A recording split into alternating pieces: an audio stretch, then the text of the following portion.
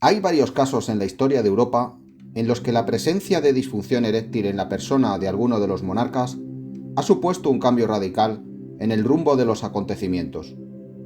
De entre ellos, se han seleccionado los eventos derivados del mal de impotencia que sufrieron Enrique IV de Castilla, apodado el Impotente, Fernando el Católico y Carlos II, el Rey Hechizado.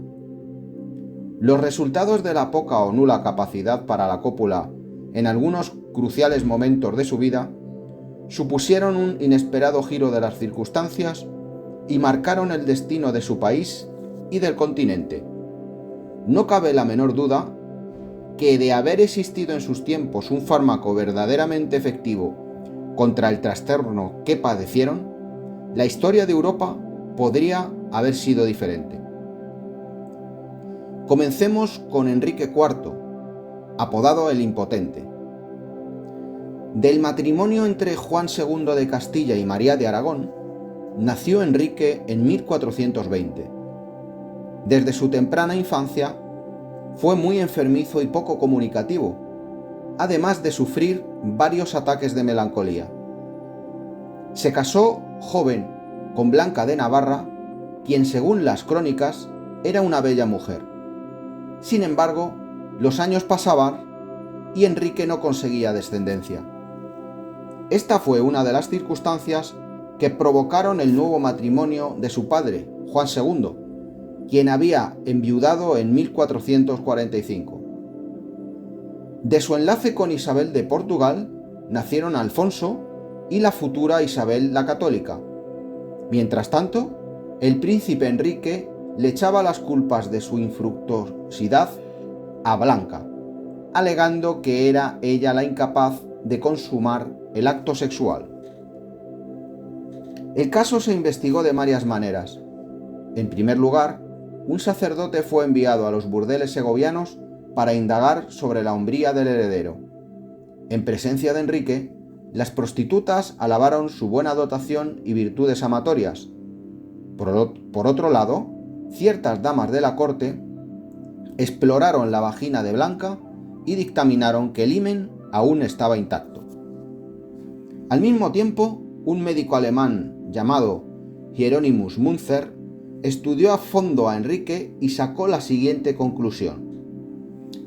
El órgano copulatorio es débil y escuálido en su base, con frágiles tejidos ahí, pero luego se ensancha hacia una longitud considerable y una desproporcionada cabeza. Esto último impide que la erección se complete, pues el resto del órgano no puede sostener tamaño peso. En 1453, los príncipes se divorciaron y 2 años más tarde, tras subir al trono de Castilla debido a la muerte de su padre, Enrique se casa con Juana de Portugal. Por entonces abundaron los rumores acerca de la impotencia y presunta homosexualidad del nuevo monarca. Se decía que mantenía romances con los norteafricanos de su guardia, así como con su íntimo amigo Juan Pacheco, el marqués de Villana, y un tal Beltrán de la Cueva. Al fin, en 1461, Juana de Portugal alumbró a una niña a la que también llamaron Juana y que sería conocida como la Beltraneja, pues su paternidad era atribuida a Beltrán de la Cueva, quien casualmente fue nombrado conde poco después del nacimiento de la princesa. Más tarde se produce una rebelión contra el rey de Castilla, encabezada por Juan Pacheco, el antiguo predilecto de Enrique, junto con otros nobles. Tras la batalla de Olmedo, Enrique firma el Tratado de Toros de Guisando, mediante el cual anula a la Beltraneja como su sucesora y nombra heredera a su hermana Isabel, pues Alfonso, el primogénito, había muerto poco antes en circunstancias no esclarecidas. Tras tomar esta decisión, el monarca castellano es abandonado por su enfurecida esposa y aunque había prometido a su hermana Isabel no casarla contra su voluntad, intenta urdir un matrimonio entre ella y el rey de Portugal, Alfonso V. Al mismo tiempo, las Cortes de Castilla intentaban convencer a la futura reina para que se casase con el príncipe heredero de Francia. Finalmente, en medio de estas tensiones políticas, fue Juan II, soberano de Aragón, quien, tras sugerir al entorno de Isabel que lo mejor para la princesa era el matrimonio con su hijo Fernando, logró su ansiada alianza con Castilla. Tras una cruenta guerra civil entre los seguidores de Isabel y los de Juana la Beltraneja, los reyes católicos comenzaron a regir los destinos de la unión de reinos que constituiría los cimientos de la futura España. Después de leer estas líneas, cabe preguntarse qué habría sucedido si los médicos de la corte de Enrique IV, considerado por el doctor Gregorio Marañón ya en el siglo XX como un degenerado esquizoide con impotencia relativa, displásico eunuco con reacción acromegálica, hubiesen puesto a su disposición un medicamento realmente válido contra la disfunción eréctil. ¿Habría conseguido el regio varón fecundar a su primera esposa? Probablemente sí, y en este supuesto, quizá Isabel no habría tenido posibilidades de subir al trono o ni siquiera habría existido, por lo que el mapa de la península ibérica sería hoy bien distinto y quizá nunca se hubiese forjado el imperio español ni su preponderancia en la Europa de aquellos tiempos. Con respecto a Fernando el Católico, en su juventud, fue un hombre enérgico, tanto en el terreno político como en los asuntos de alcoba. Engendró 8 hijos con Isabel y otros 4, que se sepan, con diversas amantes. Junto a Isabel modernizó el país, centralizó el poder y levantó los cimientos de uno de los estados-nación más antiguos de Europa.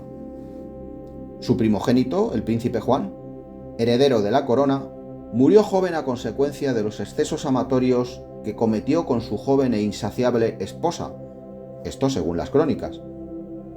La segunda en línea sucesoria, la infanta Isabel, falleció de sobreparto, por lo que los derechos dinásticos recayeron en la tercera hija, Juana la Loca. Juana se casó con Felipe el Hermoso, un príncipe de la Casa de Borgoña con el que tuvo un hijo llamado Carlos, futuro heredero de un inmenso imperio. A Fernando el Católico no le agradó el curso de los acontecimientos, ya que no deseaba ver a su querido Aragón en manos de un Habsburgo. Por esta razón, viudo ya y anciano, se casó en segundas nupcias con la joven princesa francesa Germana de Foix. Tenía la intención de procrear un hijo que heredara el reino aragonés. Según las crónicas de la época, desgastada ya su hombría por una prolongada vida repleta de contingencias de toda clase, en la noche de bodas fue dado a tomar un bebedizo elaborado a base de testículos de toro que le provocó la muerte. Aunque el experimento le costó la vida, Germana quedó preñada. Sin embargo, el vástago murió pronto y no pudo encarnar las intenciones de Fernando. ¿Qué habría sucedido de existir en aquellos tiempos un tratamiento más seguro que los testículos de toro? Quizá el rey ibérico habría vivido más tiempo, y aunque las consecuencias de este hecho en el devenir histórico son difíciles de imaginar, probablemente se habría desviado el curso de lo sucedido en toda Europa. Carlos II, apoyado el hechizado, fue el último monarca español de la dinastía de los Austria. Constituyó el producto final de varios enlaces consanguíneos, con todas las desventajas genéticas que este hecho trae consigo. Además de padecer litiasis renal, trastorno hipocondríaco, artritis gotosa y epilepsia, sufría una esquizofrenia paranoide. Su gran debilidad corporal, retraso intelectual y penoso aspecto físico marcaron toda su vida. A los 14 años entró en nupcias con María Luisa de Orleans, sobrina del rey de Francia. Al pasar los meses y no obtenerse el deseado embarazo, se desarrolló una investigación médica que obtuvo las siguientes conclusiones. Aunque a veces era capaz de penetrar, no sin grandes fatigas, Carlos padecía disfunción eréctil y eyaculación precoz. Sobre la fertilidad de su semen hubo discrepancias, pero este hecho no tiene valor al carecerse en aquellos tiempos de los conocimientos y medios necesarios para analizar el esperma y efectuar un dictamen válido acerca de las cualidades de éste. Tal era la trascendencia política del deseado embarazo que ciudadanos de todos los países de Europa estaban pendientes de los resultados de las intentonas del joven Carlos. La pobre María Luisa falleció sin descendencia y el rey hechizado fue casado con la robusta alemana Mariana de Neoburgo. Las crónicas de la época la describen como una mujer orgullosa, fría y calculadora. Además se afirma su confabulación con un médico compatriota para fingir embarazos que siempre terminaban en ilusorios abortos. El pobre Carlos fue sometido a diversos tratamientos y exorcismos que solo consiguieron potenciar su hipocondria. La salud de su país coincidía con la del monarca. España se vio sometida en esos tiempos a una larga serie de calamidades que fueron desmoronando el imperio, cuyos restos pugnaban por repartirse potencias emergentes como Inglaterra, Francia y Holanda.